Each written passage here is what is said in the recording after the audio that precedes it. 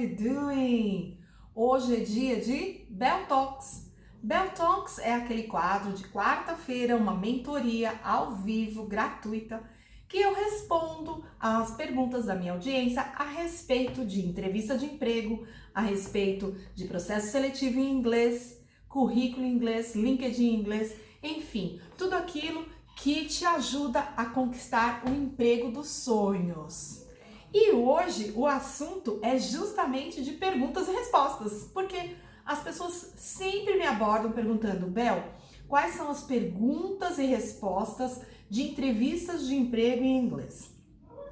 As perguntas e respostas das entrevistas de emprego em inglês são mais ou menos como as entrevistas do português. Então, coisas que eu vou falar aqui para você vai servir também para você usar nas suas entrevistas em português. Eu tenho certeza que também você vai utilizar.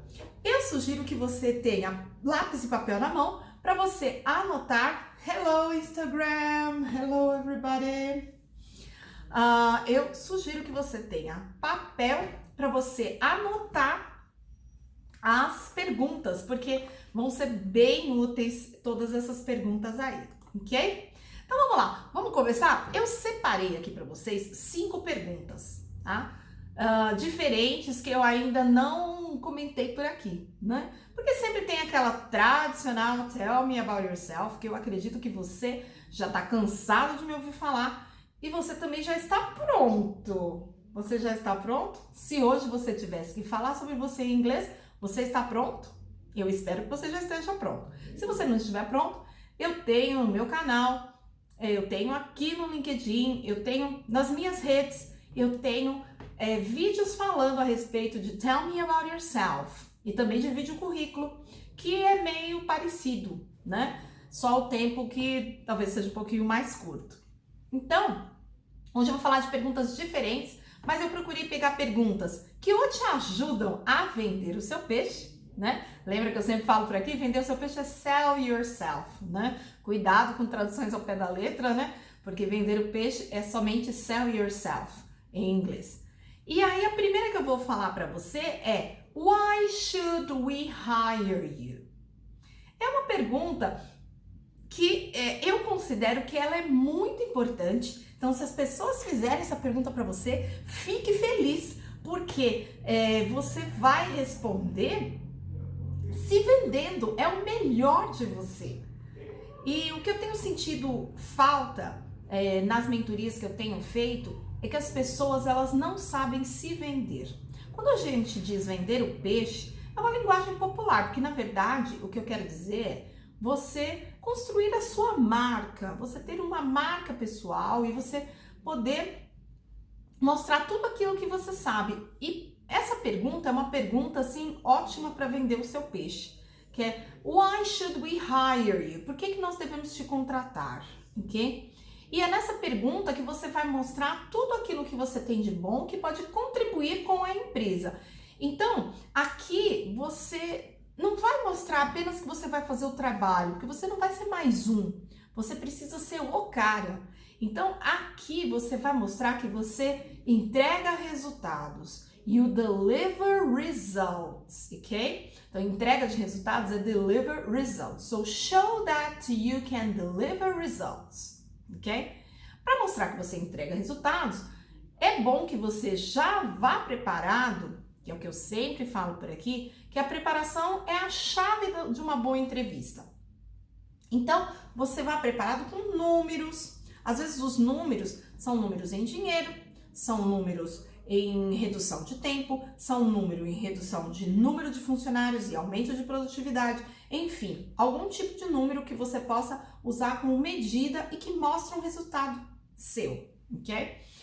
Nessa pergunta também do Why should we hire you, você deve falar como que você se encaixa no time e na cultura. So, how you fit the team and you fit the company culture. E daí a importância de você já ter estudado sobre a empresa, que é uma pergunta também muito frequente que eu sempre comento por aqui, que é o why and the company, right? Então, será que você se encaixa? né? E aqui, gente, não se trata de você querer se encaixar. Aqui se trata de você realmente se encaixar. Se você se encaixa, você vai para essa vaga, senão você já nem vai. Muitas vezes as pessoas também se frustram porque elas tentam entrar numa vaga que não é para elas e, na verdade, isso é percebido pelo recrutador, né? Então, nessa pergunta de why should we hire you, você deve falar, então, dos seus results, do seu fit, né? If you fit the culture and the team, and why you would be the best one, yeah? The best catch. Poderia dizer assim, né? A melhor escolha aí, né? Do que os outros candidatos. Então é o momento de você incluir as suas soft skills, as suas hard skills, ok? E tudo aquilo que talvez você não tinha tido ainda oportunidade de falar anteriormente, porque essa pergunta ela já caminha da metade para o final, né? Então, essa é a nossa primeira pergunta. A segunda pergunta é: why do you want this job? Ok? É um outro tipo de pergunta. Essas perguntas aqui, vale lembrar, que não é que elas estão em sequência, não é que elas vão ser feitas exatamente, mas às vezes fazem uma, às vezes fazem uma outra, né? Então aqui é uma outra ideia. Why do you want this job? Né?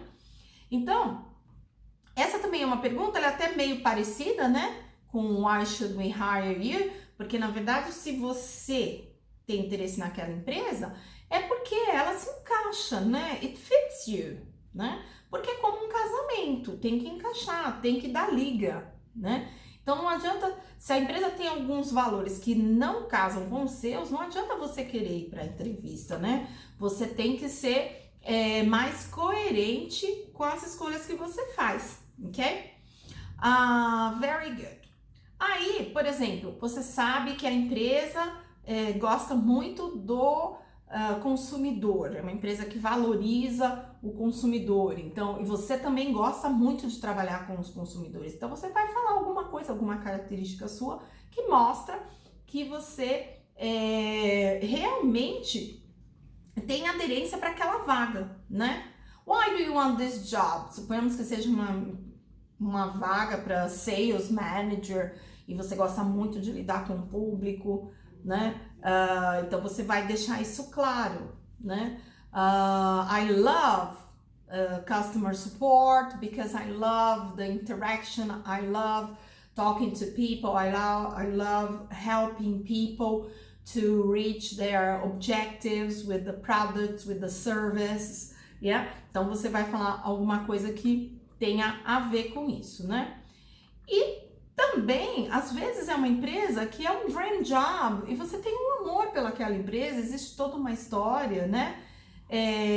Então, você também pode comentar isso, né?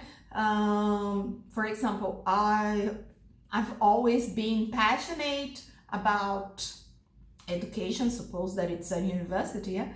I have always been passionate about education, and I think that this company, this university is doing the best things on the market, and I really want to be part of it, né? Então, vale também falar um pouco de uma admiração que você tem, uma paixão, né, pela empresa ou por algo que a empresa oferece, por um produto, por um valor, enfim. Então, aqui também nesse why do you want this job também cabe você falar um pouquinho dessa paixão, né? Essa daqui eu sempre comento sobre essa pergunta, mas eu decidi comentar sobre ela porque é sempre bom repetir. Porque tudo que eu trago aqui para vocês é baseado nas experiências que eu tenho aí nos últimos anos e venho tendo agora nesses dias com as mentorias, e aí eu quero trazer para vocês que realmente é mais desafiador para as pessoas, né?